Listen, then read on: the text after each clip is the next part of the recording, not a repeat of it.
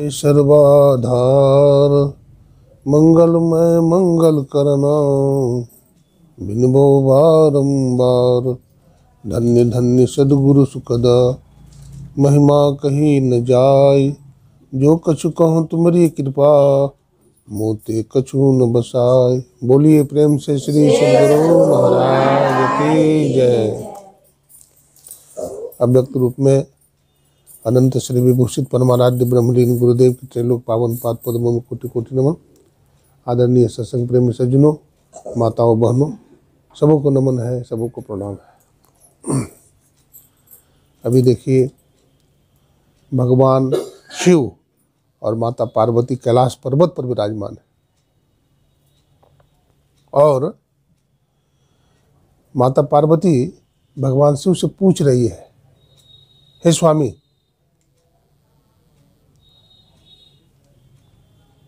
सत्संग की महिमा बताइए। सत्संग की क्या महिमा है आप बताइए। भगवान शिव क्या कहते हैं, हे पार्वती, व्यक्ति का एक मुख करोड़ हो जाए, एक एक मुख में हजारों जिह्वाएं हो जाए और एक एक जिह्वा पर एक एक सरस्वती विराजमान हो जाए और सरस्वती सत्संग का वर्णन करें तो वर्णन नहीं कर सकती। सत्संग की कितनी महिमा है, सरस्वती मैया वर्णन नहीं कर सकती। बताइए कितनी महिमा। फिर भगवान शिव कहते हैं, गिरिजा संत समागम समन लाभ कछुआन बिनु हरि कृपा न हो सो गावे वेद पुराण। कहते हैं, हे पार्वती, संत के समागम से बढ़कर के दूसरा लाभ दुनिया में नहीं। लेकिन इस बात को, इस राज को, इस रहस्य को हम समझते नहीं है। फिर भी दुनिया में, संसार में ही दौड़ते रहते हैं, सत्संग में नहीं आते हैं, है ना। ये दुर्भाग्य है। जीव का क्या है, कह उमाते लोग अभागी है। आगे क्या है, हरि तजी हो विषय अनुरागी।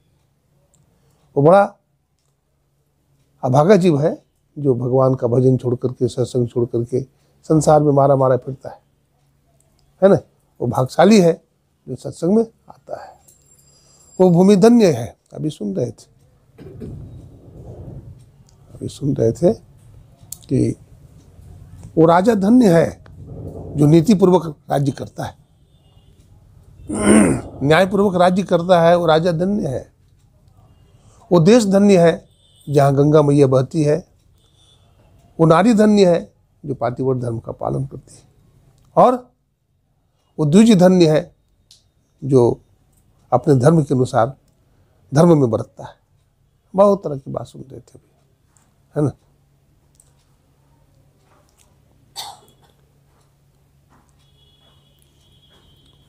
सत्संग की बड़ी महिमा है। हमारा देश भारतवर्ष की धरती सत्संग से प्लावित है, संतों की चरण धूल से प्लावित।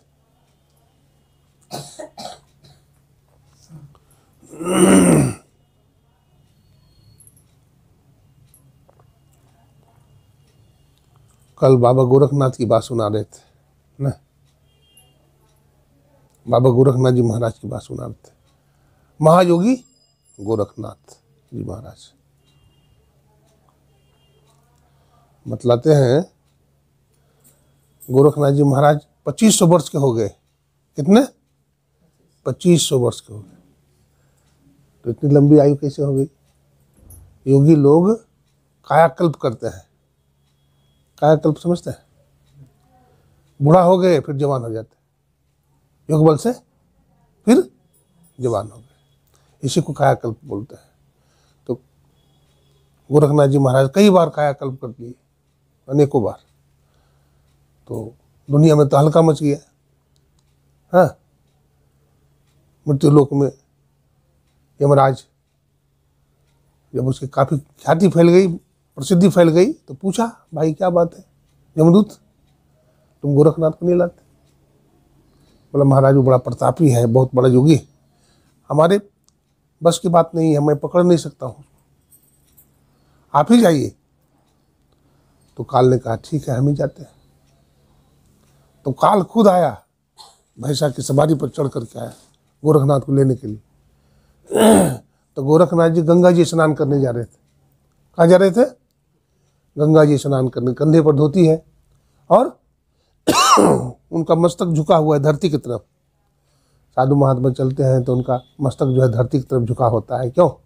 भगवान का नाम जपते रहते हैं, अथवा कोई कीड़ा मकोड़ा दब करके नहीं मर जाए, जीव हिंसा नहीं हो जाए, इसलिए उनका सिर जो है धरती की तरफ झुका रहता है, किसी पर गलत दृष्टि न पड़ जाए, आदि आदि, है ना। तो जा रहे थे बाबा गोरखनाथ, भजन करते हुए जा रहे थे गंगा जी स्नान करने। तो काल जो है पुकारा, आवाज़ लगाया, हो गोरख ठहरो। तो कहा कि भाई एक बार नहीं सुनने, फिर चिल्लाया, गोरख ठहरो। तो पीछे मुड़ करके देखते हैं, कौन हो? बोला मैं, हमको नहीं पहचानते? बोला नहीं पहचानता हूँ। बोला हमको जानना चाहते हो तो मैं महाकाल हूँ और तुमको लेने आया हूँ। बोला हमको लेने आए हो? बोला हाँ। बोला अभी हम गंगा जी स्नान करने जा रहे हैं, अभी मैं नहीं जाऊँगा। बोला मैं तुमको लेके जाऊँगा। हम एक बार आ जाते हैं तो लौट के नहीं जाते हैं। बोला नहीं, मैं अभी नहीं जाऊँगा, अभी मैं गंगा जी स्नान करने जाऊँगा और गंगा जी के घाट पर बैठ करके ध्यान करूँगा। ध्यान करके जब थक जाऊँगा तो फिर अपने कुटिया पर जाऊँगा, है ना, इसलिए अभी तुम लौट जाओ। बोला नहीं, तुम अपने को योगी समझते हो? देखो गोरख, तुम ऐसा मत समझो कि हम आसन लगा के बैठ जाएंगे हमको छोड़ देगा। कहते आसन बांधो, मैं तुम्हारे आसन को बांध लूँगा। फिर बोलता है बासन बांधो, मैं तुम्हारा, बासन मैंने शरीर, मैं तुम्हारे शरीर को बांध लूँगा। तेरे बांधो, तुझको बांध लूँगा, और तेरे गुरु को बांधो। गुरु कौन है? गोरखनाथ जी के मच्छिंद्र नाथ। बोला तुमको गुरु पर अहंकार है, गुरु को भी बांध लूँगा। अनिक्षों के कहीं द्वारा किस दरवाजे से तू बाहर निकलेगा? देखिए गोरख काल संवाद एक ग्रंथ है, इतना मोटा। क्या है? गोरख काल संवाद, जिसमें गोरख और काल का युद्ध हुआ है। काल तो बोला, अब कौन बोलेगा? गोरख बोलता है आसन मुक्ता, तो हमारे आसन को क्या बांधेगा? हमारा आसन मुक्त है। फिर बोलता बासन मुक्ता, तो हमारे शरीर को क्या बांधेगा? हमारा शरीर मुक्त है। हम भी मुक्ता, हमको क्या बांधेगा? हम मुक्त हैं। और हमारे गुरु भी मुक्ता, हमारे गुरु महाराज भी मुक्त है। तुम्हारी गति तो 9 दरवाजा में है, जहाँ तम रहता है वहाँ जम रहता है, अंधकार मंडल में तुम्हारी गति है। और मैं निकसूंगा 10वां द्वारा, मैं 10वां द्वार से निकल जाऊंगा। हे जमराज, तू देखते रह जाएगा। देखो 10वां दरवाजा है, शिवनेत्र कहते हैं। क्या कहते हैं? शिवनेत्र है 10वां द्वार। कहते हैं मैं निकल जाऊंगा तो देखते रह जाएगा। फिर बोलता है, फिर काल क्या बोलता है? सुनो गोरख, मैं तुमको ले जाऊंगा। इस धरती पर कोई भी ऐसा स्थान नहीं है जहां तू भागेगा, बैठ जाइए, जहां तू भागेगा और हमारे नजर से बच जाएगा।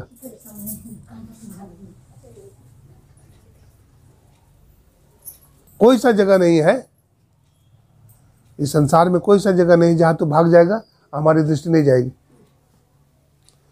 तुम पाताल में भी छिप जाओगे, मैं पाताल से निकाल लूंगा, यमराज कहता है।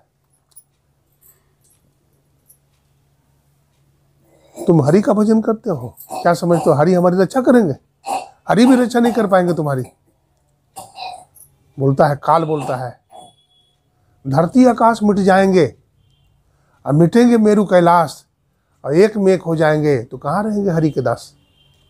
कहा जब सृष्टि का प्रलय हो जाता है तो पृथ्वी जल में डूब जाती है, जल अग्नि में समा जाता है, अग्नि वायु में लीन हो जाता है और वायु आकाश में लीन हो जाता है, आकाश बुद्धि में लीन हो जाती है, बुद्धि प्रकृति में लीन हो जाती है, प्रकृति परमात्मा में लीन हो जाता है। तो तुम कहाँ रहेगा? नहीं बोलिए, चुप रहिए। हाँ, तो तुम कहाँ रहोगे? अब देखिए गोरख बोलता है, तुम्हारे हरि कहाँ रहेंगे? तुम्हारे हरि का भी नाश हो जाएगा। जब सृष्टि का नाश हो जाएगा तुम्हारा हरि का भी नाश होगा। तो फिर गोरख बोलता है धरती आकाश मिट जाएंगे और मिटेंगे मेरू कैलाश, और एक में एक हो जाएंगे तो हरि में समाकर रहेंगे हरि के दास। हरि में समाकर रहेंगे, इसलिए हरि का नाश नहीं होगा, है ना। हरि का नाश नहीं होगा, तू देखते रह जाएगा। अब जो है काल जो है हार गया, काल हार गया। बोला हे सच्चा जोगी, मैं तुमसे हार गया हूं, तुम्हारी जीत हुई है, तुम्हारी जब इच्छा हो तब आना। देखिए मानव जीवन का लक्ष्य यही काम करने के लिए मिला है। मानव जीवन का शरीर, मानव जीवन, मानव शरीर, नरदेह इसलिए मिला है कि हम भी प्रवेश कर जाएं। कहाँ कहाँ प्रवेश कर जाएं? अंतर में, अंतर में प्रवेश कर जाएं। हमारी सूरत है ना, सहस कमल दल पार होते हुए, आज्ञा चक्र से निकल करके सहस कमल दल पार होते हुए, सहस कमल दल त्रिकुटी करे झलमल, नहीं, सहस कमल दल त्रिकुटी करे झलमल। और आगे कहते हैं गुरुदेव जगमग जगमग रूप ब्रह्मंडा। सुनने में भी कितना अच्छा लगता है, जगमग जगमग रूप ब्रह्मंडा, है ना। सोना चमकता है, क्यों? सोना में चमक है, ऐसा धातु है कि सोना में चमक है। सोना को क्यों चमकता है? सोना उसको तपाया जाता है, सोना को तपाया जाता है तो उसमें चमक पैदा होता है ना। और सोना को अगर तपाया नहीं जाए तो चमक होगा? तप बिना होई की तेज, बिना तपस्या का तेज नहीं आता है। कितना काजू किशमिश खाइए आप, बादाम का तेल पीजिए, लेकिन ब्रह्म तेज आप पे नहीं आएगा। सूखी रोटी खा करके भी ब्रह्म तेज आता है ना। आत्मबल बढ़ता है, जिससे परमात्मा की प्राप्ति होती है।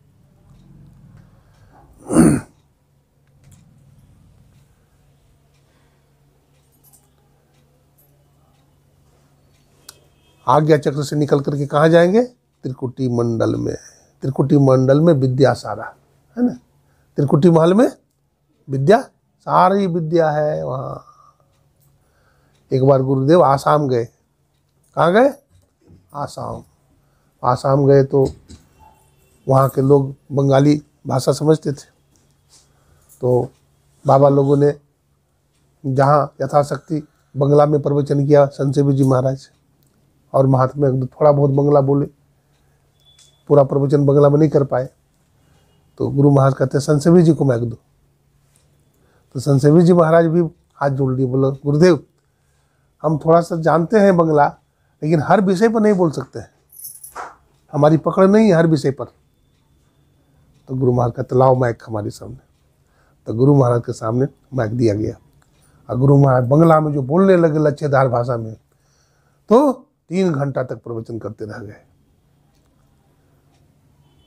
प्रवचन करके जब गुरु महाराज अपने कक्ष में गए, बाबा लोगों ने पूछा गुरुदेव आश्चर्य की बात है, आपको बंगला कभी न तो पढ़ते देखा न बोलते देखा, आज बंगला भाषा में लच्छेदार भाषा में कैसे बोल गए आप? गुरु महाराज कहते तुम नहीं जानते हो, त्रिकुटी महल में विद्या सारा, त्रिकुटी महल में सारी विद्या है। देखिए वहाँ सारी विद्या हाथ जोड़े खड़ी रहती है, सारी विद्या, सारा ज्ञान हो जाएगा वहाँ। संत कबीर साहब तभी तो भैंसा का पीठ ठोक दिए और वेद पढ़वा दिए भैंसा से। भैंसा से वेद पढ़वा दिया कबीर साहब ने। कैसा ज्ञान है संतों का, है ना। ये संतों का विलक्षण ज्ञान है। तो जगमग जगमग रूप ब्रह्मंडा, निरख निरख ज्योति तज दीजय, आरती तर मंदिर में कीजय, अदृष्टि जुगल कर सन्मुख दीजय। तो वो अंदर का जो प्रकाश है वो बड़ा प्रकाशमान है, ऊर्जावान है ना। त्रिकुटी महल के ऊपर क्या है? शून्य है। शून्य के ऊपर क्या है? तो महाशून्य है। महाशून्य के ऊपर क्या है? तो भंवर गुफा है। अब भंवर गुफा के ऊपर क्या है? अलग पुरुष है। अलग पुरुष, सतपुरुष जिसको बोलते हैं, और त्रैगुण तीनों गुण के परे वो परमात्मा है, सच्चिदानंद ब्रह्म है, परमात्मा है। सर्वम खलबदम ब्रह्म नेह नास्ति किंचन एको देवा सर्वभूति से गूढ़ा। सब भूत प्राणियों में वो परमात्मा समाया हुआ है, सब में समाया हुआ।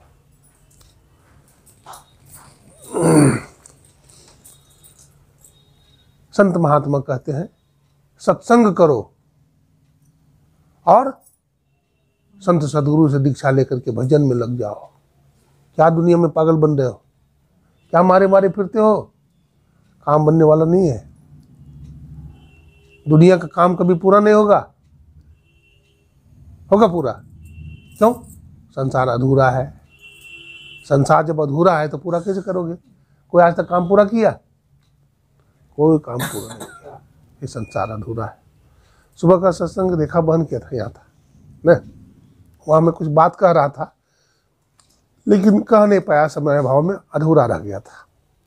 एक सेठ जी थे, ठीक है, एक सेठ जी थे, वो कंजूस थे बहुत, धन बहुत था, संपत्ति बहुत, अपने घर में भूसा भर रखा था, पूरा एकदम गोदाम खचाखच भरा हुआ। कोई साधु महात्मा आवे, कोई भिक्षुक आवे तो उसको एक रोटी देता नहीं था। एक दिन की बात है कि यमराज स्वप्न में देखते हैं कि यमराज आ गया, उसका बाल पकड़ लिया और घसीटने लगा, चल, रोने लगा, बोला महाराज हमको छोड़ दो, अभी हमको बहुत काम करना है, अभी बेटी की शादी नहीं की है, अभी बेटा कुमारा है, अभी हमको रहने दो, अभी काम अधूरा है। यमराज ने कहा कि नहीं, मैं तो ले चलूँगा, हमारा यही काम है, मैं छोड़ता किसी को नहीं, तुम चलो। बोला महाराज 10,000 रुपया घूस दे देते हैं। बोला नहीं छोड़ूंगा मैं। फिर कहा 10,000 ने 50,000 दे देते हैं। बोला नहीं छोड़ूंगा। 10 लाख दे देते, नहीं। 10 करोड़ दे देंगे, नहीं। अंत में कहा कि महाराज कृपा कर दो हम पर दया कर दो, आप अभी रहने दो हमें, है ना। उसकी आंख खुल जाती है, उसकी आंख सर याद करता है किनका, लक्ष्मी माता की पूजा करता था और लक्ष्मी माता की कृपा से उसको धन संपत्ति आया था। लक्ष्मी माँ से कहता है माँ यमराज हम पकड़ लिया है, हमारी रक्षा करो, हमारी सहायता करो। लक्ष्मी माता प्रकट हुई। लक्ष्मी माता ने कहा देखो सेठ, तूने हमारा धन का दुरुपयोग किया है, तुमको धन दौलत इसलिए नहीं दिया था कि कोठी में बंद करके रखो, तुमको सत्संग करने के लिए कहा था, सत्संग में लगाओ, धर्म में लगाओ, गरीबों की सेवा में लगाओ, संत महात्मा की सेवा में लगाओ, लेकिन तूने सेवा में नहीं लगाया। हमारे धन को तूने तिजोरी में बंद करके रखा है। कितने भूखे लोग, नंगे लोग दुनिया में घूम रहे हैं, हाँ? लेकिन तुम्हारे पास था, तुमको मैंने मौका दिया था कि तुम सत्कर्म कर ले और अपना पुण्य कृति को बढ़ा ले, लेकिन तूने ऐसा नहीं किया। तो भूसा बंद भर करके अपने घर में रखा है। कहा महाराज गलती हो गई, अब ऐसा नहीं करेंगे। अब सेठ जो है दान पुण्य करने लगा, सत्संग करने लगा, धर्मशाला बनाने लगा, है ना, गरीबों को दान करने लगा।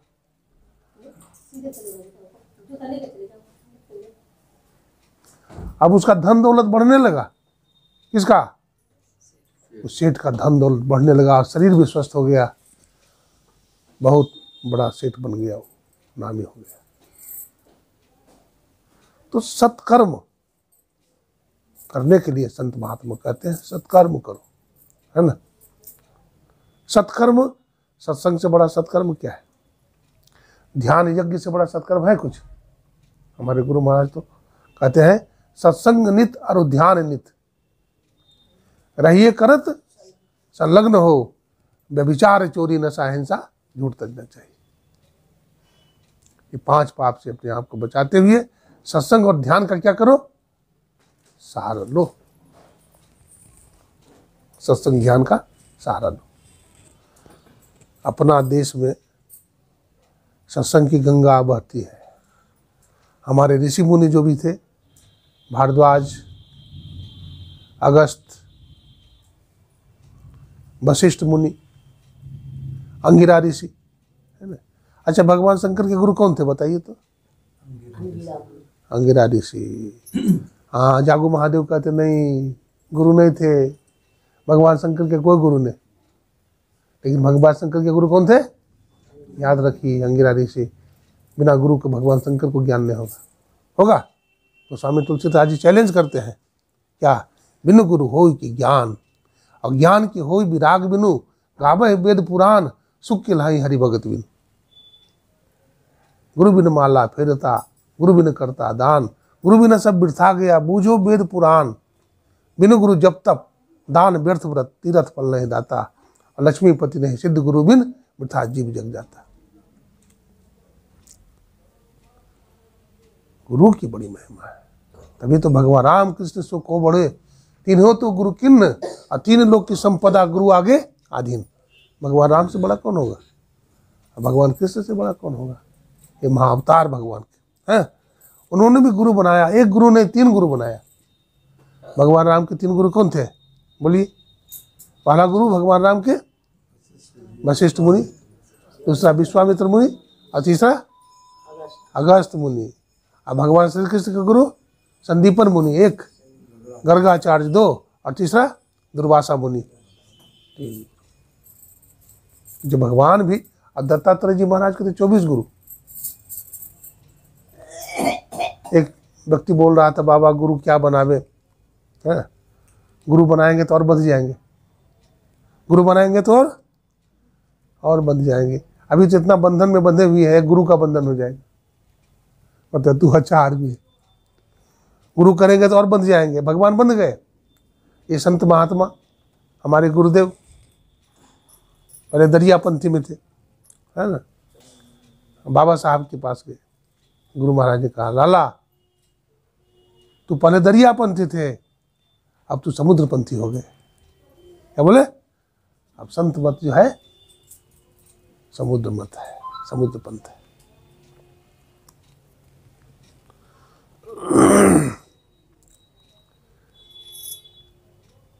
देखिए, बड़ी लीला की है भगवान कृष्ण ने। एक बार दुर्वासा मुनि तपस्या कर रहे थे जमुना जी के तट पर, ठीक है। तो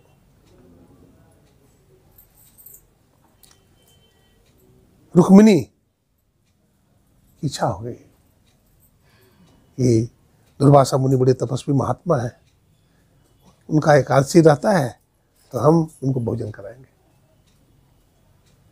फलाहार कराएंगे। उन्होंने स्वीकार कर लिया। भगवान कृष्ण और रुक्मिणी दोनों गए, स्वीकार कर लिया, ठीक है तुम्हारा आतिथ्य में स्वीकार है। अब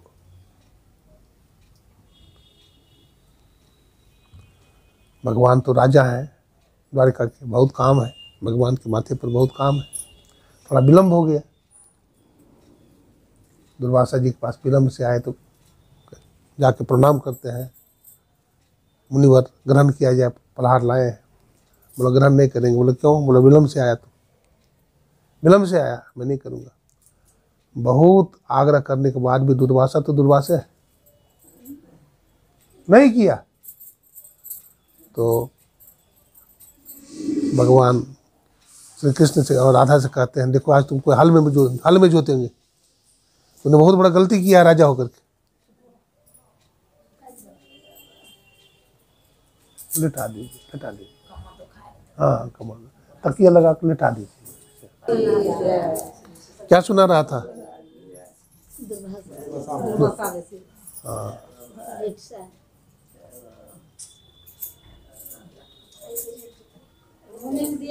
लग पीछे झुक जाइए, हाँ ठीक रहे, सपोर्ट मिलेगा, आराम मिलेगा। अब बैठिए। बोले आज तुमको मैं हल में जोतूंगा दोनों को, एक तरफ रुक्मिणी को और दूसरा तरफ भगवान कृष्ण को। हल जोत रहे हैं, खींच रहे हैं, लेकिन राधा जी रुक्मिणी कहाँ खींचेगी? महारानी कभी हल खींची है? तो बैठ जाती है, गिर जाती है। तो भगवान श्री कृष्ण भी उसके तरफ का भी जुआ जो है अपने हाथ में उठा करके दौड़ते हैं और चाबुक मारे जा रहे हैं। कौन? दुर्वासा मुनि। और श्री कृष्ण और रुक्मिणी भागे जा रहे हैं, भागे जा रहे हैं, भागे जा रहे हैं।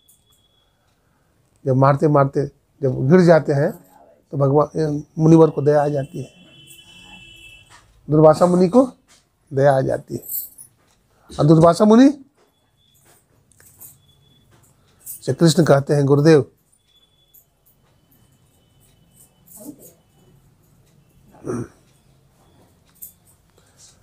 आपने ठीक किया, हमसे गलती हुई है, आपने दंड दिया है ना, लेकिन फलाहार ग्रहण कर लीजिए। तो कहते हैं ठीक है, मैं तुम्हारी बात मान गया। सहजो गुरु प्रसन्न भय, मूंद लिए दो नयन। आप लोग बैठ जाइए, उठ बैठ नहीं करिए, श्री सदगुरु महाराज सत्संग है, बैठिए। श्री सदगुरु है। हाँ, क्या बोल रहा था मैं, ध्यान से सुनिए। हाँ हाँ, तो क्या लाए हो फलाहार में?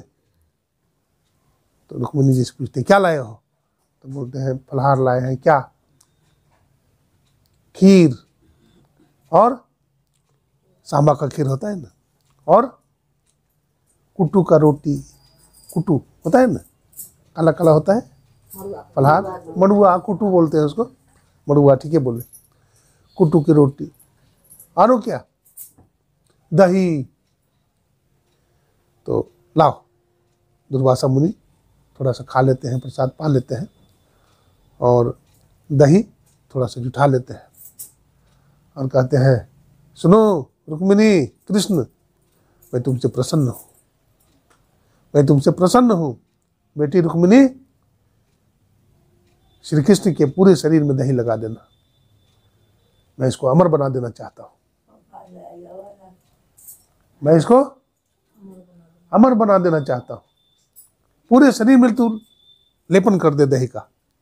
तो रुक्मिणी जी भगवान कृष्ण के पूरे शरीर में तो लेपन करती है, लेकिन तलवा में नहीं करती है, तलवा छोड़ दिया। दुर्वासा मुनि आँख खोलते हैं, जब आँख खोलते हैं तो कहते हैं देवी गलती कर दी तूने, सारा शरीर में लेपन किया लेकिन तलवा कमजोर रह गया, यही मृत्यु का कारण बन जाएगा। अगर तलवा में भी लगा देती तो व्याधा का बाण से भगवान प्राण का अंत नहीं होता।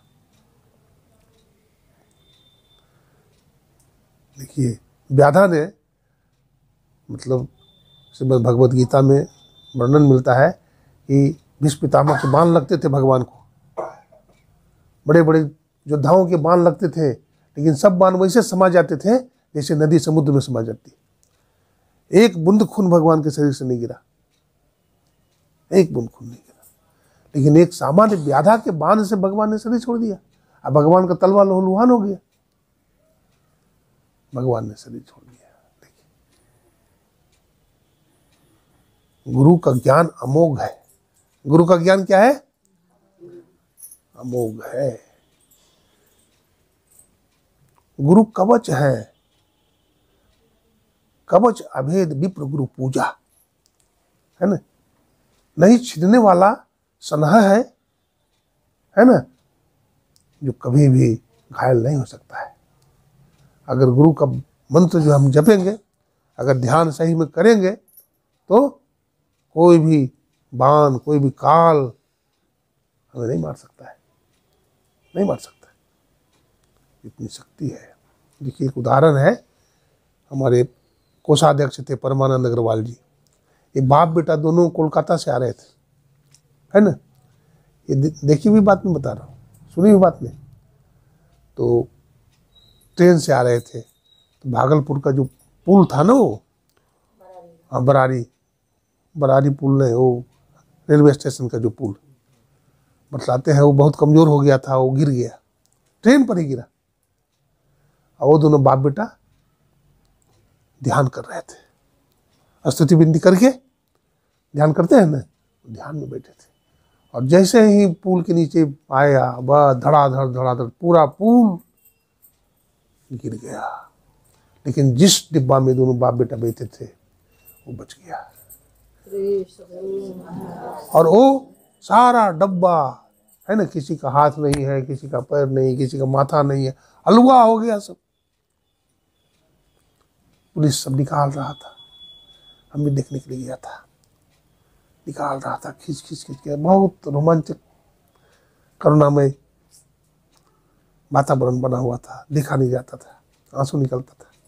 ऐसा भयावह दुर्घटना। वो दोनों घबराए हुए थे। आए परमानंद अग्रवाल और उनका बेटा, बहुत घबराए हुए थे। बोले प्रणाम बाबा। प्रणाम। बहुत उदास हैं आज। परमानंद बाबू क्या बात है? कहते हैं कि हाँ बाबा, बहुत बड़ी घटना से बच गई, जीवन दान मिला है मुझे। मैं बताऊंगा अभी, चलिए ना, हमको गुरु महाराज के दर्शन करा दीजिए। तो महर्षि संजीवी जी महाराज ध्यान कर रहे थे अंदर में, है ना, अंदर में ध्यान कर रहे थे। बोले बैठिए, वो निकलेंगे तो यहीं बैठेंगे आकर के। तो वहीं बैठ गए बाप बेटा। 10 मिनट के बाद संजीवी जी महाराज बाहर आए, बड़े खुश हुए। महर्षि संजीवी जी महाराज, कहिए परमानंद बाबू कैसे हैं?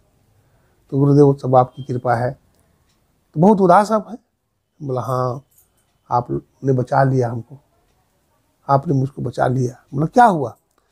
बोला जिस ट्रेन से मैं आ रहा था तो भागलपुर का जो पुल था वो पुराना हो चुका था। इंजीनियर पहले भी ऐलान कर दिया था कि कभी भी गिर सकता है, वो गिर गया। और ट्रेन पर जितने लोग बैठे हुए थे सब हलवा हो गए। बोला आप कैसे बच गए?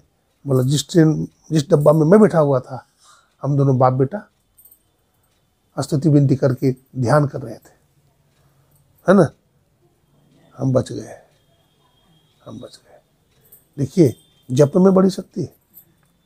बहुत बड़ा दुर्घटना, बहुत बड़ा संकट भी आने वाला है, लेकिन आप अगर आप मंत्र का जप कर रहे हैं तो गुरु महाराज आपको बचा लेंगे, गुरु महाराज आपको बचा लेंगे।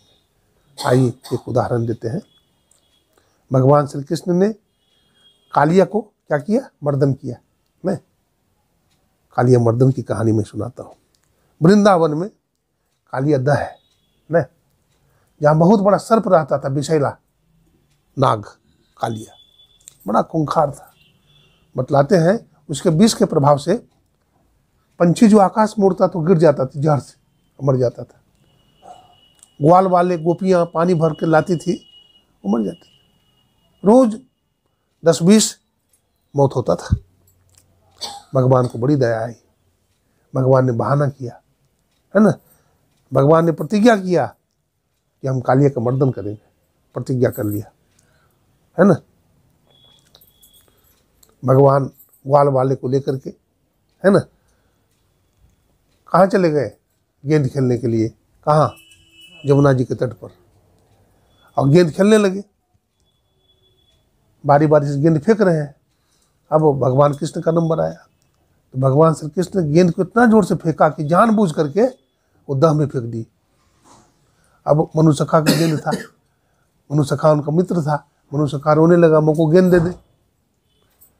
तो कहा रे ये नंद का छौरा है, ये बहुत धनवान है, नंद बाबा के 9 लाख गाय है, ये बहुत धन वाला है, पैसा वाला है, नंद बाबा बहुत बड़े सेठ। तू अगर कन्हैया को लाने के लिए कहेगा ना गेंद, कालिया डस लेगा, मर जाएगा। छोटा सा है कन्हैया। कन्हैया उस समय 7 साल के थे, है ना। कहा बहुत लोगों ने, मित्रों ने समझाया, लेकिन बाल हट होता है ना, बाल हट बहुत जबरदस्त होता है। हट बांध लेता है तो बच्चा हट बांध लेता है। बोला नहीं, हमको वही गेंद चाहिए। तो जेन मित्र दुख हो ही दुखारी, अति नहीं बिलोकत पातक। जो मित्र के दुख को देख करके दुख नहीं होता, उसको देख करके पाप लगता है। भगवान राम ने अपने मित्र को दुख को देख करके दुखी हो गए ना। सुग्रीव पत्नी का हरण कर लिया और राजपाट छीन लिया, राजपाट से निकाल लिया, दोस्ती कर लिया। हनुमान जी महाराज दोस्ती कराने वाले, दोस्ती करवा दिए, मिला दिए। किसे? सुग्रीव से। भगवान राम ने दोस्ती कर लिया। अब भगवान श्री कृष्ण ने सुदामा को दोस्त बना लिया है। देखिए सेठ की दोस्ती सेठ से होती है, गरीब की दोस्ती गरीब से होती है, सेठ की दोस्ती गरीब से नहीं होती। लेकिन धन्य है भगवान, भगवान राम ने भी दोस्ती किससे किया? निषाद राज से, मल्लाह से, केवट से। नहीं तो केवट को आज कौन जानता। अब भगवान श्री कृष्ण ने सुदामा जी से दोस्ती कर लिया। ऐसे उसे दोस्ती नहीं, ऊपर से घनिष्ठता। बैठिए माता जी, बैठिए। श्री सद्गुरु महाराज की, हमारे सत्संगी का जो है ना गलत आदत है, कोई भी आ जाएंगे तो उधर देखने लगेंगे। अरे लक्ष्य पर रहिए, वो बैठ जाएंगे, उनको जगह मिल गया, वो बैठेंगे। बोलिए प्रेम से। अच्छा एक बात है, प्रसाद चढ़ाने के लिए बीच में नहीं आइए। देखिए बतासा चढ़ाने से परमात्मा नहीं मिलेंगे, सुनने से मिलेंगे। ये संतमत का सत्संग है। बतासा चढ़ाना, उमाद जलाना, धूपकाठी बारना, ये बहुत बड़ा नहीं है चीज़, है ना। सुनना बहुत बड़ी चीज़ है, सुनना बहुत बड़ी। सत्संग की कसौटी है, आकर के सुनिए, जहाँ भी जगह मिल जाए आप आकर के सत्संग में आइए, सत्संग को सुनिए। श्री सद्गुरु। हाँ अब देखिए वहीं चलिए जहाँ चल रहे थे। भगवान श्री कृष्ण ने कहाँ गेंद को फेंक दिया? दाह में, जहाँ कालिया सोया हुआ था, कुंडली बना करके, और उसी के बीच में कुंडली में गेंद चला गया। अब रो रहा है मित्र, बोला हमको वही गेंद चाहिए। तो भगवान अपने मित्र के रोते भी कैसे देख सकते हैं।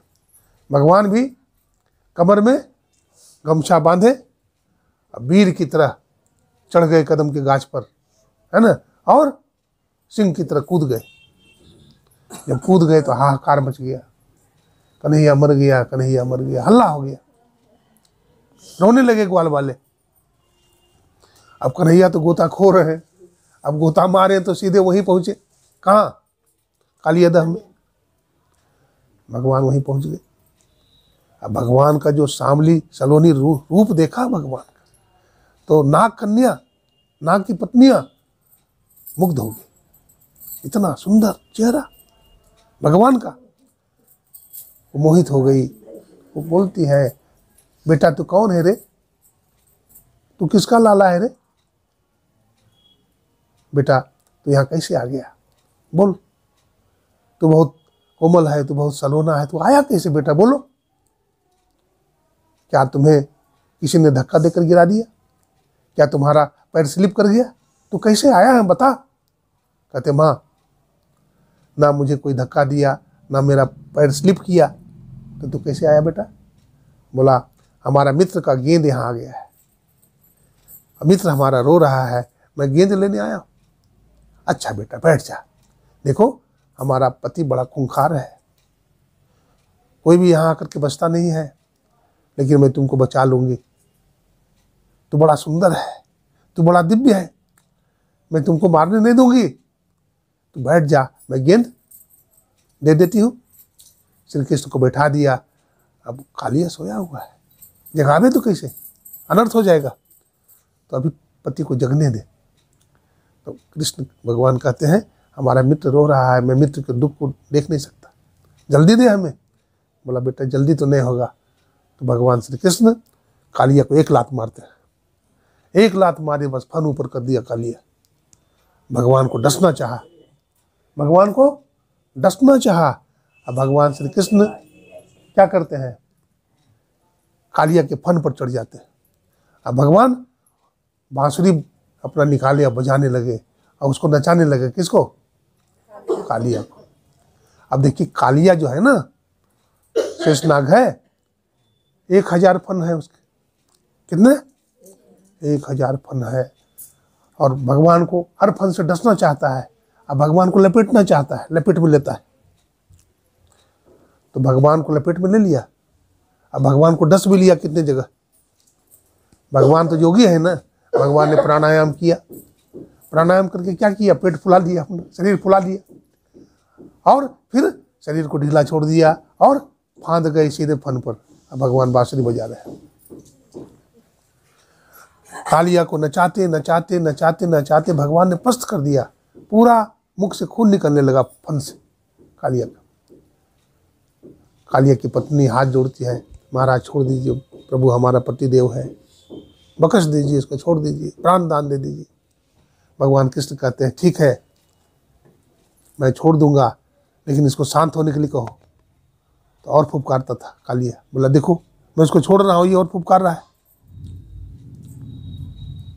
भगवान और नाचने लगे। जब बिल्कुल पस्त कर दिए तब वो शांत हो गया, कालिया पड़ गया। भगवान कृष्ण कहते हैं, कालिया तुम वृंदावन की नगरी छोड़ दो।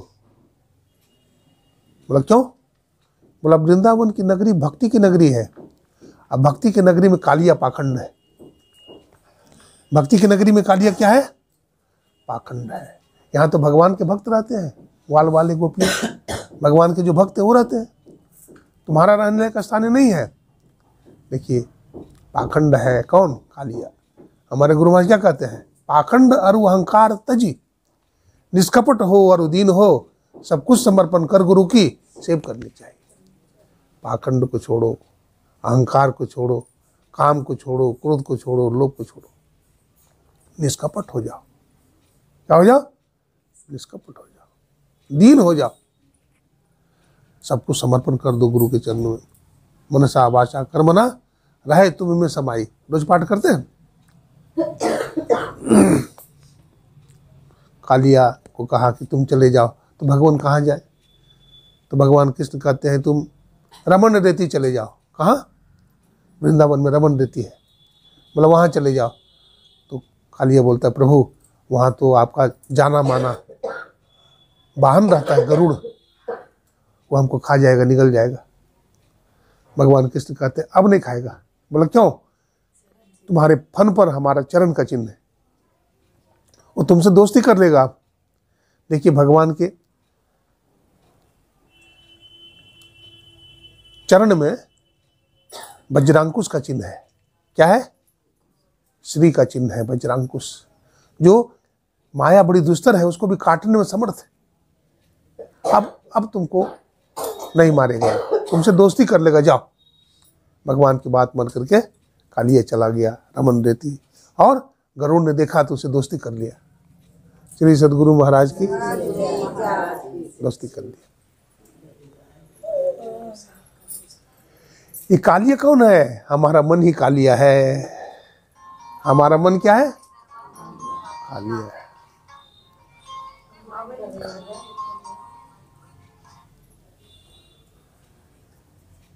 इसको मर्दन कीजिए, है ना? इसको क्या करिए? मर्दन करिए। मन भागता है, मन चंचल है, इंद्रियां चंचल है ना? कैसे बस में करेंगे? ध्यान कीजिए। क्या करिए?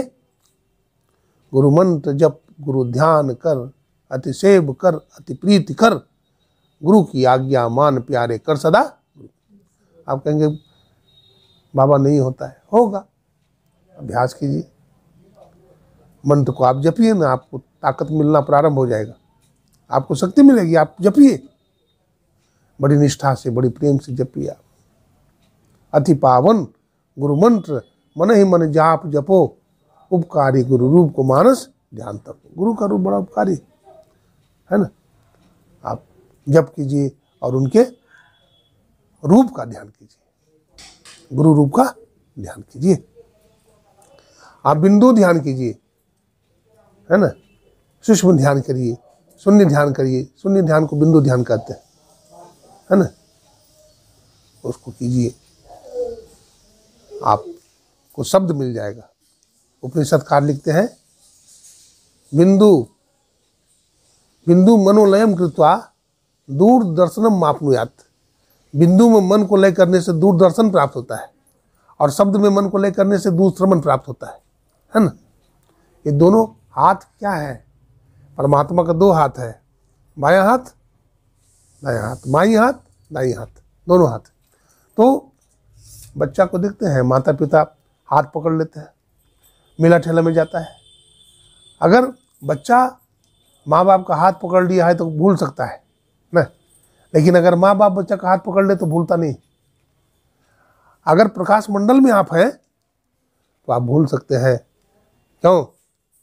आपने पकड़ रखा है परमात्मा को, आपका हाथ छूट सकता है। आप अज्ञानी हैं, आप अबोध हैं, लेकिन परमपिता परमात्मा यदि आपको पकड़ लिया, यानी 60 शब्द में पारंगत हो गए, तो संसार में भूलने वाले आप नहीं हैं। हमारे गुरु महाराज सत्संग जो कि चौथा अध्याय में लिखते हैं, क्या? शब्द के डगर पर चढ़े हुए की अधोगति संभव नहीं। शब्द के डगर पर चढ़े हुए की अधोगति संभव नहीं है ना? शब्द अभ्यास, है ना? शब्द अभ्यास कीजिए। शब्द खोज मन बस करे, कबीर साहब कहते हैं शब्द खोज मन बस करे, सहज जोग है ये है, असत्य शब्द निसार है, या तो झूठी दे, ये झूठा दे। शब्द को पकड़िए। एक माता जी थी ऐसी हमारे जैसे कुसुम माता जी हैं, वृद्ध है, वृद्धा है। तो एक माता जी थी पूर्णिया जिला में, तो उनका बेटा कपड़े का कारोबार करता था और माता जी पुराने सत्संगी थी, बूढ़ी हो चुकी थी एकदम ऐसे ही, 98 साल की हो गई थी ऐसे ही, ये भी 95 साल की। तो अपने बेटा से कहा बेटा हमारी कोई इच्छा नहीं है, एक इच्छा है पूरा कर दे। बोले बोलो माँ। बोला गुरु महाराज को एक बार बुला करके सत्संग करवा दे, यही हमारी इच्छा है आखिरी। बोला ठीक है माँ कोई बात नहीं है, हम जाते हैं। कोपार घाट गए और महर्षि संत शिव जी महाराज से कह करके गुरु महाराज से बात हो गई और गुरु महाराज भी मौज में समय दे दी। अब गुरु महाराज समय दे दी, फलाने दिन सत्संग होना है, रविवार पड़ता था, पूर्णमासी पड़ा और वहाँ गुरु महाराज पहुँचे। वो माता जी बड़ी श्रद्धालु थी, वृद्ध थी, तो ज़्यादा उठ बैठ तो नहीं सकती थी। दीवार के सहारे वो माता जी तकिया लगा देते थे, उनकी बहू उनका बेटा, और उस सत्संग में बैठती थी दीवार के सहारे। अब वो बैठी हुई है, सत्संग चल रहा है, स्तुति विनती हो गया। स्तुति विनती के बाद ध्यान, सब ध्यान कर रहे थे। और क्या हुआ इधर, वो जानते हैं गुरु महाराज से एक चीज़ मांगी थी। कोपाघाट जब आई थी तो गुरु महाराज से वरदान मांगी थी एक, कि गुरु महाराज हमको एक वरदान दे दीजिए। बोले मांग, क्या मांगती है? तो कहा कि गुरु महाराज सत्संग ध्यान करते करते हमारा शरीर छूट जाए। गुरु महाराज ने कहा था तथास्तु। तो स्तुति विनती करके ध्यान कर रहे थे और ध्यान करते करते माता जी का सिर झुक गया, और प्राण निकल गए। देखिए शरीर छूट गया, हाँ छूट गया ना। देखिए संत का वचन झूठा हुआ, हाँ संत का वचन झूठा नहीं होता, नहीं। इसलिए संत में, गुरु में विश्वास करना चाहिए। हाँ हम लोग भटकते रहते हैं इधर उधर इधर उधर, कि भक्ति हमारी पूरी हो जाएगी। भक्ति पूरी नहीं होगी। माता बहनें हमारी जो खास करके ज़्यादा श्रद्धालु है, बड़ी श्रद्धा है, पीपल के गाछ में धागा बांधती है। हाँ सत्संगी लोग को भी देखते हैं, पीपल के गाछ में धागा बांधेगी। हाँ बड़ के गाछ में, पीपलों के गाछ में बांधे से, बड़ के गाछ में बांधे से। हाँ फलाना व्रत तो फलाना व्रत, कितना व्रत करते हैं। हाँ ठीक है व्रत करिए, एकादशी व्रत भी करते हैं लोग। हमारे गुरु महाराज से पूछा एकादशी व्रत गुरुदेव क्या है? व्रत करने से भी अच्छा है, उपवास करोगे तो शरीर शुद्ध होगा, है ना, अच्छा है। लेकिन एकादशी क्या है? एकादशी कैसे लिखते हैं? एकादशी 10 और 1 11, 10 इंद्रियां हैं, 5 कर्म इंद्रियां, 5 ज्ञान इंद्रियां और 1 मन, कितना हुआ? 11। इन 11 को बस में करना क्या है? एकादशी है। 11 को बस में कर लेना क्या है? एकादशी है, यही एकादशी। तो असल बात है गुरु महाराज जो हम लोगों को बताए हैं, सत्संग नित्य और ध्यान नित्य, इस पर पूरा अमल करना चाहिए और साधक को पूरी मुस्तैदी के साथ ध्यान भजन करना चाहिए। ठीक है, जो चाहता है कि हमारा ध्यान भजन बने, उसका आसन नहीं ले, ख्याल रखो। रात अपना है, रात में बैठो। दिन में तो कहते हैं बाबा हमारा कपड़ा का दुकान है, हमारा व्यापार है, हमारा मुदी खाना है, हमारा डिस्पेंसरी है ना, हम वकालत करते हैं, हम कॉलेज में पढ़ाते हैं, प्रोफेसर हैं, बोलते हैं। रात तो अपनी है, रात में तो किसान को भी न कुछ काम है, न प्रोफेसर को काम है लेक्चर देने का, न डॉक्टर को डिस्पेंसरी जाने का काम है रात में। हाँ रात में आप बैठ जाइए। भीष्म पितामह 12 बजे रात में ध्यान करते थे। जब खा पी करके जब सो जाते थे तो भीष्म पितामह ध्यान करते थे। जब सब लोग मर करके सो जाए उस समय अपने मच्छरदानी में बैठ जाइए और थोड़ा देर बैठ करके ध्यान कर लीजिए। कौन मना करता है? सोते सोते तो जीवन बीत गया, सोते सोते जीवन बीत गया। थोड़ा देर बैठ करके ध्यान कर लीजिए, है ना। बड़ा आनंद मिलेगा आपको, बड़ी शांति मिलेगी, गुरु महाराज की बड़ी कृपा मिलेगी। कहने की बहुत बात है। आज हम सत्संग करने के लिए आदरणीय श्रीमती कुसुम माता और सरिता माता है, हाँ, और किरण जी, हाँ, ये 3 गोतनी है, ये 3 भाई हैं और तीनों की पत्नियां हैं। बहुत अच्छी बात है, इनके घर में सत्संग हुआ है। गुरु महाराज की बड़ी कृपा है ना, बड़ी कृपा है। मैं गुरु महाराज की प्रार्थना करता हूँ हाँ, इस परिवार में कितना बजे? 4 बजे आए तो उससे क्या, और कितना प्रवचन करें? हाँ, छोड़िए, बोलिए प्रेम से श्री सद्गुरु। और सुन लीजिए थोड़ा देर, और थोड़ी देर सुन लीजिए। 4 बजे आए अभी? अच्छा, एकदम मोबाइल गलत है, सही है, सबके ध्यान मोबाइले पर, घरिये पर रहे। तो देखो, हम सब प्रोग्राम छोड़ के आए हैं, देश से विदेश तक बहुत सारा प्रोग्राम मांग रहा है, लेकिन हम कहीं प्रोग्राम नहीं देते आजकल। लेकिन यहाँ मैं मुजफ्फरपुर गया था, महासभा के लोगों को कहना था बाबा वहाँ गुरु महाराज को संपत्ति मिली है ना, और वहाँ सत्संग करने के लिए महासभा के महामंत्री जी ने कहा था। तो वहाँ हम लोग गए थे और वहाँ सत्संग धूमधाम के साथ हुआ, ठीक है ना। लौटे आ रहे थे तो पता नहीं मन में क्या हुआ, आप लोगों का प्रेम, हमारे मुन्ना भाई कुप्पा घाट गए थे, है ना, हमारे क्या नाम है, राठौर जी, राठौर साहब, ये भी थे। तो बहुत सारे सत्संगी लोग थे, तो बातचीत हुई थी कि बाबा एक बार आइए उधरों भी, है ना। गुरु महाराज की कृपा आ गए, और बिना प्रोग्राम का भी देखिए चल रहा है सत्संग। इसलिए आप लोग बड़े भाग्यशाली हैं। थोड़ा सा और सुनिए गुरु महाराज की बात। गुरु महाराज को हम लोग मनुष्य समझते हैं। क्या समझते हैं? मनुष्य समझते हैं। मनुष्य, नर रूप हरि, नर रूप में साक्षात हरि हैं गुरु महाराज, नर रूप में साक्षात हरि है। गुरु महाराज के एक संस्मरण सुनिए।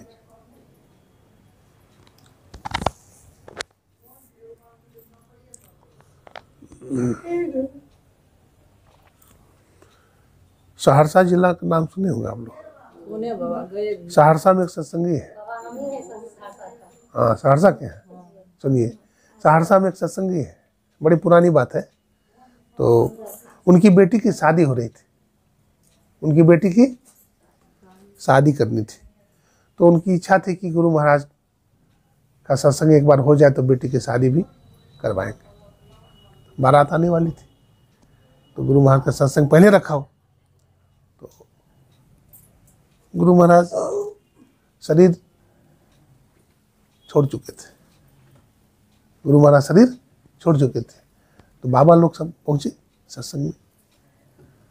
गुरु महाराज का आदम कद का खूब लंबा चौड़ा तस्वीर जो है लगाई गई। तो पक्का सत्संगी थे वो। तो अपनी बेटी से कहा, बेटी देखो संत महात्मा लोग आ रहे हैं, संत महात्मा लोग आ रहे हैं, बेटी तू अपने हाथ से संतों का प्रसाद बनाओ महात्माओं को। तो बेटी भी सत्संगी थी, कहा ठीक है माँ, हम बनाएंगे। बड़े प्रेम से पवित्रता के साथ वो भोजन बनाती है। तो उस टाइम में गैस सिलेंडर नहीं होता था, लकड़ी अथवा कोयला, हाँ, कोयला अथवा लकड़ी से भोजन बनता था। तो लकड़ी से भोजन बना, और बगल में किचन है। तो जरूरत पड़ गई तेल लाने का, नमक लाने का, सब्जी बना रही थी। तो डिबिया है ना, शाम का समय हो गया था, डिबिया जलाई। और डिबिया टीना का होता है ना, और उसमें बत्ती तेल भरा होता है, किरासन। और जल रही थी डिबिया, और डिबिया को हाथ से उठाती है, किचन से कुछ सामान लाएगी, उठाती है तो डिबिया गर्म हो गया था, है ना, हाथ जलने लगी। तो हाथ से छूट गया डिबिया, करासन तेल चादर पर गिर गया और धाएं धाएं जलने लगी। अब वो जलने लगा, पूरा साड़ी उसका शरीर जलने लगा। अब लोग देख करके दंग, अब किसी की हिम्मत नहीं छोड़ा भी। लेकिन उसकी माँ भी वही है, पिता भी वही है, लेकिन ना तो माँ को पुकारा ना बाप को पुकारा, किसी को नहीं पुकारा। वो सीधे दौड़ी दौड़ी गुरु महाराज की तस्वीर की तरफ गई और हाथ जोड़कर खड़ी हो गई, हे गुरु महाराज, हम महासंकट में फंस गए हैं, इस महासंकट से मुझे कोई बचा नहीं सकता, आप बचा सकते हैं, आप बचा सकते हैं। देखिए ऐसा हुआ कि पूरी साड़ी जल करके राख हो गई, लेकिन उसके एक रोआ भी नहीं जला। सतगुरु सतगुरु नित्य ही पुकारत, सीजत पाप समूह है, असतगुरु रूप ही में धारत, काम क्रोध मद लोभ दय। है ना, पुकारिए, पुकार में बल है ना। किसने पुकारी? द्रौपदी मैया ने पुकारी भगवान को, दुख हरो द्वारिका नाथ शरण में तेरी। चिरहरण हुआ, भगवान रक्षा किए ना। साड़ी है कि नारी है, नारी बीच साड़ी है, साड़ी है कि नारी है कि नारी बीच साड़ी। अरे मनुष्य की बात तो छोड़ दीजिए, भगवान राम माता सबरी की कुटिया पर पहुंचे, भक्ति में कितना बल है जरा देखिए। और दुर्योधन की मेवा त्यागी, साग विदुर घर खाए, जग में ऊंची प्रेम सगाई। देखिए प्रेम है ना, प्रेम नहीं है तो भक्ति क्या करेंगे। कबीर साहब कहते हैं, प्रेम बिना जो भक्ति है, सो निज डिम्ब विचार, उद्र भरण के कारणे जन्म गवायो सार। प्रेम के बिना भक्ति नहीं होती। देखिए लोग कहते हैं जो वेद जानता है ना, उसको भगवान मिल जाते हैं। ब्राह्मण को भगवान दर्शन देते हैं जल्दी, जो चंदन लगाता है, रुद्राक्ष की माला पहनता है, उसको भगवान जल्दी दर्शन दे देते हैं। जो बहुत सुंदर है उसको भगवान दर्शन दे देते हैं। लेकिन भगवान तो एक हाथी ने पुकारा, गजेंद्र ने पुकारा ना, हाथी है। और गजेंद्र किसी जन्म में भगवान विष्णु की भक्ति किया था, आज हाथी बना हुआ है ना। कहानी जानते हैं, ग्राह गज को कर लिया बस में, बड़ा सुंदर प्रसंग है। ग्राह गज को कर लिया बस में, प्रभु टेर सुनी थी जल में। तो क्या हुआ? प्रभु पल में भये परगट रे, प्रभु पल में भये परगट रे, तेरे संकट जाएंगे कट रे। मन सीताराम सीताराम जप रे, मन गुरु नाम जप रे, तेरे संकट जाएंगे कट रे। देखिए वो जो सरोवर में कौन रहता था? ग्राह ना, मगरमच्छ, बड़ा विशाल। और हाथी जो पानी पीने के लिए गया हाथिनियों के साथ में, कीड़ा करने लगा जल में। हाँ, पकड़ लिया हाथी का मोटा पैर, निगल गया ग्राह। अब हाथी खींचे, 10,000 हाथी का बल है, वो भी साधारण हाथी नहीं है, लेकिन ग्राह तो पानी का राजा है। अब राजा राजा में भिड़ंत होगी, एक जंगल का राजा तो एक पानी का राजा। वो उधर खींचे तो ग्राह को खींच करके किनारे लावे, और ग्राह खींचे तो सरोवर में ले जाए। बहुत दिनों तक युद्ध चला है। जब हाथी का पूरा खून पी गया, कौन? ग्राह। हाथी का शरीर पीला पड़ गया और हाथी गिरने वाला है मूर्छित होकर के। हाथी क्या करता है? एक कमल का फूल तोड़ करके सूंड से, हाथी का हाथ क्या है भाई? सूंड है, सूंड से वो भगवान को पुष्प अर्पण करता है, भगवान को पुष्प अर्पण करता है। देखिए भगवान के चरण पर जाके फूल गिरता है, कितना प्रेम से वो अर्पण किया कि भगवान विष्णु के चरणों पर गिरता है फूल। भगवान जो है अपना गरुड़ नहीं लेते हैं ना, भगवान आकाश में उड़ जाते हैं। हाँ, और कहाँ पहुँचते हैं? गजेंद्र के पास पहुँचते हैं, और गजेंद्र की हालत देख करके भगवान द्रवीभूत हो जाते हैं। दया आ जाती है भगवान को। भगवान क्या करते हैं? गजेंद्र का सूंड पकड़ करके खींचते हैं ऊपर, और एक हाथ से ग्राह को पकड़ते हैं, खींचते हैं, हाथी का पैर बाहर निकल जाता है। पैर तो बाहर निकल जाता है, लेकिन ग्राह मर जाता है।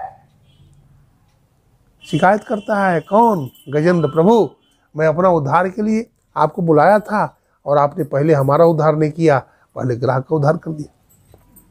भगवान कहते हैं सुनो भक्त, मैं भक्तों के दास का दास हूं। तू हमारा भक्त है ना गजेंद्र? बोला हाँ। और तुम्हारा भक्त कौन है? तुम्हारा चरण को किसने पकड़ा है? तो ग्राह ने पकड़ा है। तो इसलिए ग्राह का उद्धार पहले किया, अब तुम्हारा उद्धार करूंगा। देखिए मैं भक्तों के दास का दास हूं, मैं भक्तों के दास का दास हूं। बहुत कहानियां हैं। हिरणाकुश जुल्म कमाया, प्रहलाद जी को बहुत सताया, आया नरसिंह खंभ गया फट रे, आया नरसिंह खंभ गया फट रे, तेरे संकट जाएंगे कट रे। खंभा से भगवान नारायण प्रकट हो गए। जब भक्त पर अत्याचार हुआ, बोला तुम्हारा भगवान कहाँ है? बोला सब जगह। बोला खंभा में भी? बोला खंभा में मारा तलवार और खंभा फट गया और नरसिंह भगवान प्रकट हो गए। देखो और कहानियां हैं। अब जाए न कष्ट सहारे, किसने कहा है? द्रौपदी ने बचन कहा रे। तब क्या हुआ? दुशासन का बल गयो घट रे, दुशासन का बल गयो घट रे, तेरे संकट जाएंगे कट रे, मन गुरु नाम जप रे, तेरे संकट जाएंगे कट रे। तो ग्राह का संकट कट सकता है, द्रौपदी जी का संकट कट सकता है, प्रहलाद जी का संकट कट सकता है, तो क्या हमारा संकट नहीं कटेगा? हम लोग का संकट एकदम कटेगा। इसलिए गुरु महाराज को, गुरु भक्ति को कस करके पकड़ लेना है। गुरु भक्ति को, गुरु भक्ति की महिमा अपार, निगुरा क्या जाने। गुरु भक्ति की महिमा अपार है, कहते निगुरा क्या जाने, निगुरा क्या जानेगा। देखिए बहुत सारे भक्त हैं हमारे सत्संग कराने वाले। देखिए हमारी रेखा माता सामने में ही बैठी, हमारी बहुत सारी माताएं हैं, नाम नहीं जानता हूँ। पीछे में एक बैठी हुई है चट्टी वाली उषा माता, हाँ, एक किरण माता है बैठी हुई, बहुत सारी माताएं बहनें हैं। वो सब मिलकर के चलाते हैं आश्रम, बहुत उत्तम काम करते हैं, बहुत उत्तम काम करते हैं। और इसी तरह से आप लोग सत्संग मंदिर को चलाते रहिए। गुरु महाराज का ज्ञान का प्रचार होता है ना, और इससे आप लोगों को आशीर्वाद मिलता है। ये घर घर में सत्संग मानते हैं, मामूली बात नहीं है। उस स्थान को भगवान शिव प्रणाम करते हैं जहाँ सत्संग होता है। भगवान शंकर की सवारी क्या है? बसहा बैल। भगवान शंकर और माता पार्वती बसहा बैल पर जा रहे हैं। भगवान शंकर एक जगह उतर जाते हैं, धरती मैया को प्रणाम करते हैं। माता पार्वती कहती प्रभु किसको प्रणाम करते हैं? आप त्रिलोकीनाथ है। भगवान शंकर कहते हैं देवी यहाँ पर सत्संग हुआ था, तो किसने सत्संग किया था प्रभु? तो सनक, सनातन, सनंदन और सनत कुमार, है ना। सनक, सनातन और सनंदन सत्संग किए थे, जिसके प्रभाव से ये धरती पावन हो गई है, इसलिए प्रणाम कर रहा हूँ। भगवान शंकर वहाँ की मिट्टी लगाते माथा में, फिर बसा बैल पर चढ़ते हैं, फिर आगे बढ़ते हैं, वहाँ भी उतर जाते हैं भगवान शंकर, वहाँ भी मिट्टी लगाते हैं। कहते प्रभु यहाँ क्या हुआ है? बोला यहाँ सत्संग होने वाला है। देखिए सत्संग हुआ नहीं है, यहाँ सत्संग होने वाला है, इसलिए यहाँ का बड़ा भाग है। तो जहाँ जहाँ भी सत्संग होता है, देखिए जहाँ सत्संग होता है भूत पिशाच निकट नहीं आवे, भूत पिशाच वहाँ नहीं आएगा। जहाँ तक सत्संग की वाणी जा रही है वहाँ तक कोई भूत पिशाच, भूत प्रेत नहीं आएगा, वहाँ नहीं आ सकता है। देखिए जो भजन करता है ना, उसमें बहुत बल होता है। एक भूत की कहानी सुनाता हूँ। श्री सद्गुरु महाराज की एक श्याम दास था, कोई गुरु भक्त, क्या नाम था? बहुत भजन करता था, त्रैकाल संध्या करता था, सत्संग करता था, गुरु भक्त था।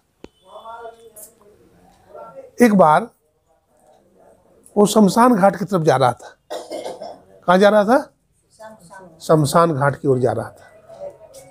अरे बुढ़िया माई बंद करो ने, क्या समाशा कर। हाँ अभी की सुन लो तू, बोला भूत वाला। हाँ तो शमशान घाट की तरफ जा रहा था कौन? श्यामदास। तो क्या देखता है, दूर में बहुत लाइट जल रही है, बिजली बत्ती जल रही है, बहुत प्रकाश है। नजदीक में पहुंच गया तो देखा सामियाना गाड़ा जा रहा है, बहुत बड़ा सामियाना। हाँ गड़ रहा है, बहुत लोग गड़ रहा है, सामियाना गड़ रहा है। श्यामदास वहां पहुंचा ना, देखिए श्यामदास डरा नहीं कि शमशान घाट है, कोई घाट है, वो एकदम निर्भीक होकर जा रहा है छाती तान करके।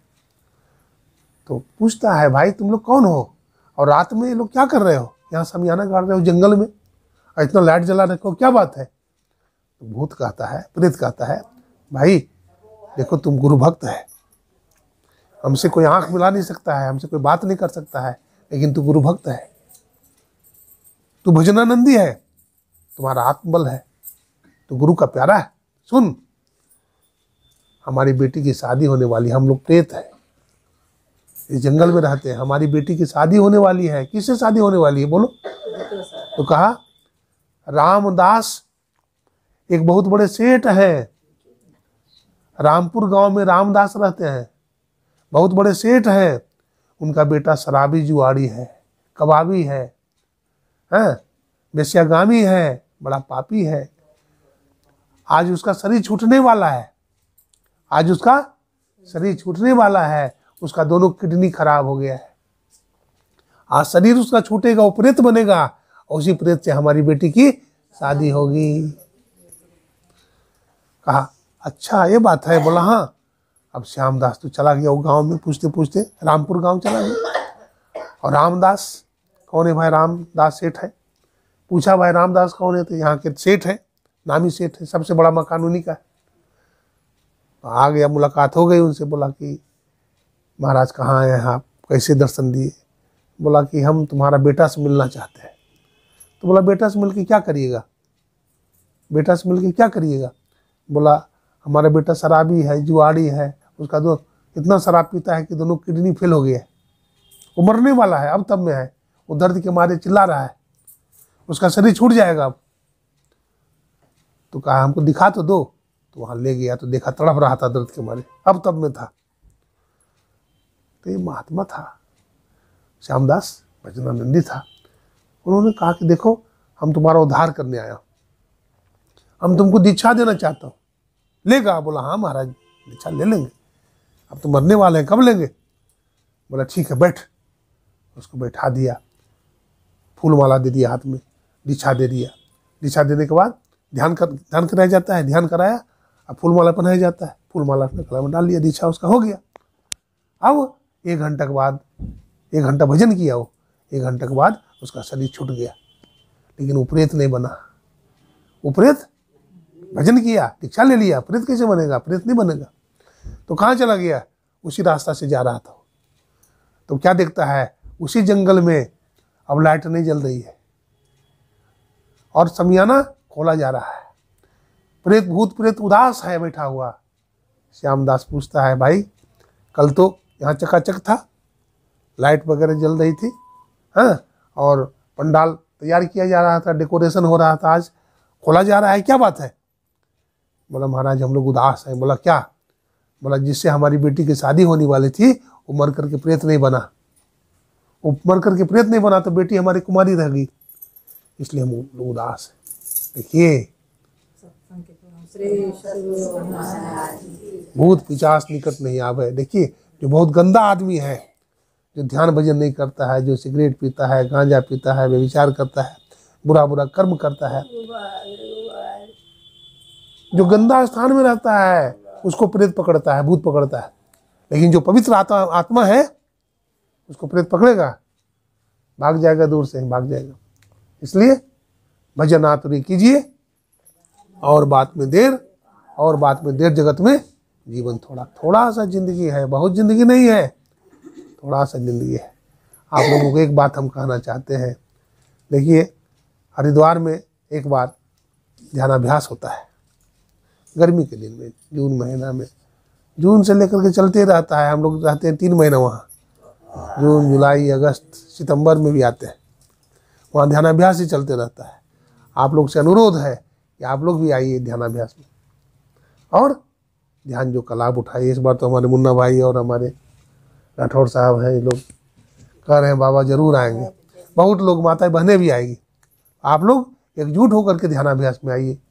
और देखिए वो तो हरिद्वार है, वहाँ तो भगवान शंकर का ससुराल है। चारों धाम घूम लीजिए, केदारनाथ, बद्रीनाथ, गंगोत्री, जमुनोत्री, चारों तरफ घूमिए, है ना। आनंद ही आनंद है।